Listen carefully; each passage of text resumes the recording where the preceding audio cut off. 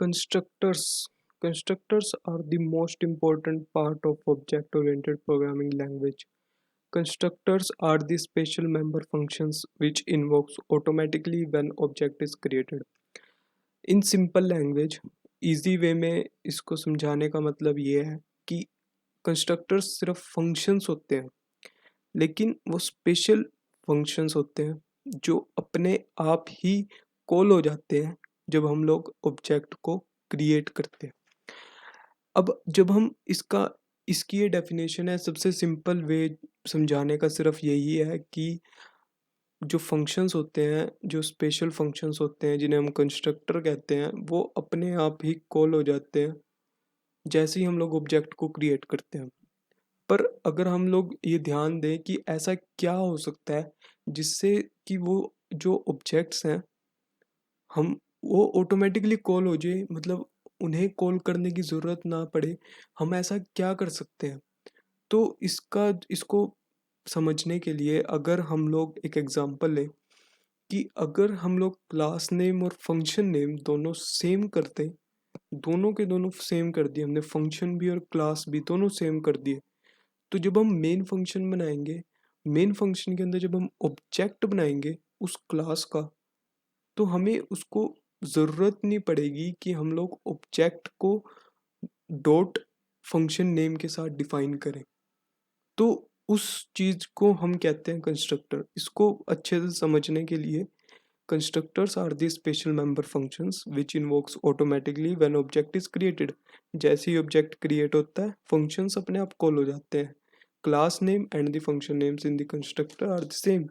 जो class name होती है और फंक्शन नेम होती है, सबसे इम्पोर्टेंट पार्ट जो होता है वो यही है कि जो क्लास नेम होती है और जो फंक्शन नेम होता है वो आपका सेम होता है कंस्ट्रक्टर का। There are two types of constructors. सिर्फ कंस्ट्रक्टर की डेफिनेशन इतनी ही है, उसके बाद आता है आपका टाइप्स ऑफ कंस्ट्रक्टर, जो default constructor and parameterised constructor. जो डिफ़ॉल्ट है वो ही आपका फर्स्ट कंस्ट्रक्टर, जो कंस्ट्रक्टर होता है वो डिफ़ॉल्ट कंस्ट्रक्टर होता है, और जो सेकंड टाइप है उसकी वो है पैरामीटराइज्ड कंस्ट्रक्टर। तो पहला कंस्ट्रक्टर है आपका default constructor. Default constructors are the constructors in which the member function and there is no argument is passed in the function। Actual में जो आर्ग्यूमेंट क्या होते हैं, आर्ग्यूमेंट्स क्या होते हैं और पैरामीटराइज्ड क्या होते हैं और डिफ़ॉल्ट क्या होते हैं, इसको एक्सप्लेन मैं करता हूँ। जैसे कि फॉर एग्जांपल हमारे पास एक प्रोग्राम है जिसकी क्लास बनी है ए, क्लास नेम है ए। पब्लिक पब्लिक हमारे पास वो है, पब्लिक कीवर्ड लगा हुआ है, इंट ए दिया हुआ है और एक फंक्शन दिया हुआ है ए फंक्शन। ये है आपका फंक्शन का नेम। अब जो ध्यान से देखने वाली बात है वो ये है कि जो क्लास नेम है और जो फंक्शन नेम है वो दोनों सेम है। अब इसका मतलब ये है कि ये जो प्रोग्राम है ये कंस्ट्रक्टर का प्रोग्राम है। हमने उस फंक्शन के अंदर हमने डाल दिया सी आउट एंटर टू नंबर्स, हमने स्टेटमेंट डाल दी और हमने दो नंबर्स को एंटर भी करा लिया। ठीक है जी, प्रोग्राम बंद हो गया, हमारे पास क्लास बंद होगी, फंक्शन बंद हो गया। इतना बिल्कुल इजी है ये। उसके बाद आता है आपका इंट मेन। मेन फंक्शन बना, मेन फंक्शन बनने के बाद हमने ए ओबीजे लिख दिया।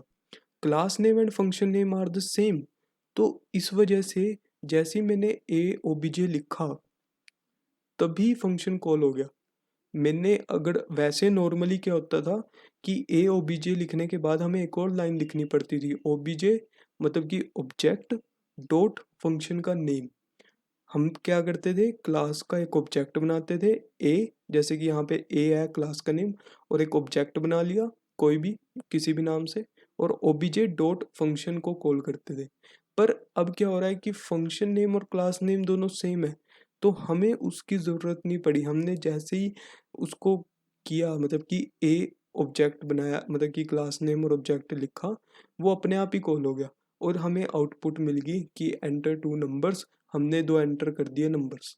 तो ये जो सिस्टम है इसको हम कहते हैं कंस्ट्रक्टर्स। सिर्फ एक लाइन हम लोग एक्स्ट्रा ना लिखें तो हमने ये कंस्ट्रक्टर बना दिया। और इसके और भी यूज़ है, बहुत सारे यूजेस होते हैं इसके। ऑब्जेक्ट ओरिएंटेड प्रोग्रामिंग लैंग्वेज के अंदर, सी प्लस प्लस के अंदर ये हमारे पास मेमोरी को सेव करता है, फास्ट कर देता है प्रोग्रामिंग एटसेट्रा। तो पैरामीटराइज्ड कंस्ट्रक्टर क्या होते हैं? सेकंड टाइप है हमारे पास पैरामीटराइज्ड कंस्ट्रक्टर। इस वाले के अंदर सबसे पहले as the name indicates parameters, जो पैरामीटर्स होंगे वे पास होंगे सबसे पहले, उसके बाद कंस्ट्रक्टर बनेगा। तो पैरामीटर्स क्या होते हैं? पैरामीटर्स होते हैं जैसे कि हमारे पास फंक्शन है जो हमने पहले बनाया हुआ है। फंक्शन की अगर जो मैं ब्रैकेट के अंदर कुछ इस तरह की लाइनें लिख दूं, इंट ए इंट बी, तो इसका मतलब क्या है कि पैरामीटर पास हुए हैं।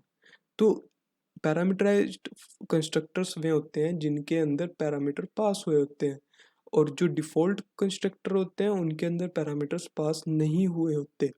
उनके अंदर ना आर्ग्यूमेंट पास हुए हैं ना पैरामीटर, पर पैरामीटराइज्ड के अंदर पैरामीटर्स भी होंगे और आर्ग्यूमेंट्स भी होंगे। तो यहाँ पे एक एग्जांपल है, इसके अंदर है क्लास ए, हमने क्लास बना दी ए नाम से, पब्लिक कीवर्ड है हमारे पास integer a coma B, int ए और बी हमारे पास दो नंबर्स हैं। हमने यहाँ पे एक फंक्शन बना दिया, फंक्शन है ए नाम का। जो ए फंक्शन है वो हमारे पास क्लास नेम और फंक्शन नेम दोनों सेम है, पर डिफरेंस क्या है कि हमारे पास यहाँ पे पैरामीटर्स हैं, पैरामीटर्स हमने डाल दिए।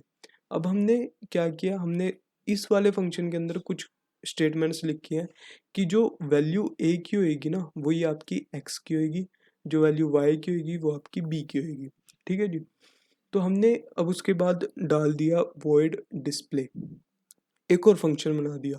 उस फंक्शन के अंदर हमने सी आउट कर दी एक्स की वैल्यू और वाई की वैल्यू, और फिर उसके बाद हमने बना दिया मेन फंक्शन।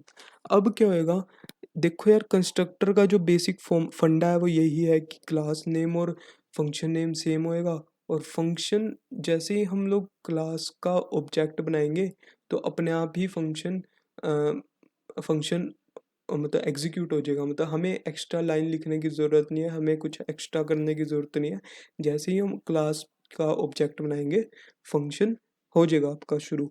तो क्योंकि क्लास नेम और फंक्शन नेम सेम है, तो पैरामीटराइज्ड में भी सेम है।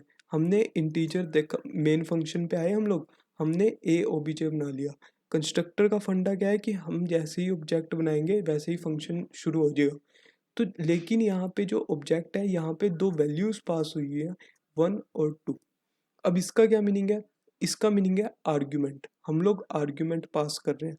ये जो आर्ग्यूमेंट है ये आपके पास डिफाइन और वेरी होते हैं, जैसे कि यहाँ पे दोनों इंटीजर आर्ग्यूमेंट है। ऐसा भी हो सकता है कि एक इंटीजर हो एक फ्लोटिंग पॉइंट हो। अगर ऐसा होता तो यहाँ पर भी कोई फंक्शन होता है जिसकी इंटीजर और एक फ्लोटिंग पॉइंट वाली फंक्शन होता। तो यहाँ पे फिलहाल तो एक दो इंटीजर्स हैं, हमने उसको देखा कि यहाँ पे 1 और 2 की वैल्यू है। तो अब जो है ये जो मतलब ऑब्जेक्ट है ये आपका इन्वोक हो गया, हमें कुछ लिखने की जरूरत नहीं पड़ी, मतलब कि फंक्शन कॉल हो गया अपने आप ही, जैसे कि कंस्ट्रक्टर में होता है।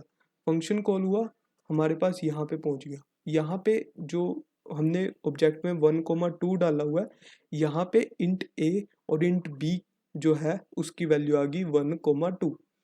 अब हमने इसके अंदर देखा था कि x की वैल्यू क्या है 1, मतलब सॉरी a की वैल्यू हमारे पास 1 है, b की वैल्यू हमारे पास 1 है, सॉरी 2 है। तो हमने हमने लिखा है x is equal to a, y is equal to b, यानी कि x की वैल्यू आपकी 1 आ गई, y की वैल्यू आपकी 2 आ गई। तो नेक्स्ट हमारे पास क्या है, डिस्प्ले फंक्शन है। इसमें हमने सी आउट कर दिया x की वैल्यू और y की वैल्यू, यानी कि 1 और 2। तो हमने इसको प्रिंट करवा दिया। तो हमारे पास जो आउटपुट आई है वो आई है 1 और 2। ये बहुत ही अच्छा एग्जाम्पल है, अच्छा प्रोग्राम है पैरामीटराइज्ड कंस्ट्रक्टर का। आप चाहो तो इसी प्रोग्राम को लिख सकते हो अपने एग्जाम के अंदर। तो इसके अंदर सिर्फ कंस्ट्रक्टर का एक सिंपल सा फंडा ये होता है कि प्रोग्राम का जो क्लास नेम है और फंक्शन नेम है दोनों सेम है। हम जैसे ही क्लास का ऑब्जेक्ट बनाते हैं फंक्शन अपने आप कॉल हो जाता है। और दो टाइप के हमारे पास कंस्ट्रक्टर होते हैं, डिफ़ॉल्ट और पैरामीटराइज्ड। डिफ़ॉल्ट के अंदर कोई पैरामीटर पास नहीं होता, बट पैरामीटराइज्ड के अंदर पैरामीटर पास होता है, और उसको फिर हम लोग आर्ग्यूमेंट के साथ रिलेट करके उसके आउटपुट निकालते हैं।